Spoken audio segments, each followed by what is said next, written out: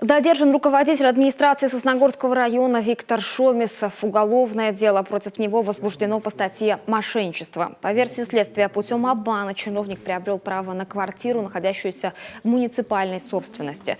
Ущерб от его действий по предварительным данным составляет 2 800 000 рублей. Завтра суд определит меру пресечения.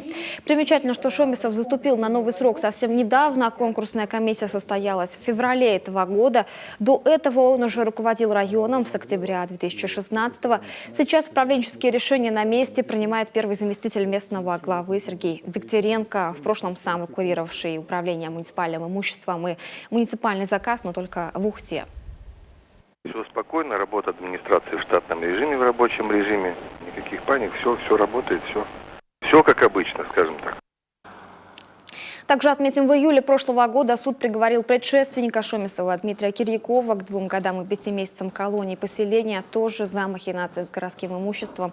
Ущерб от его деятельности бюджету района превысил 5 миллионов рублей.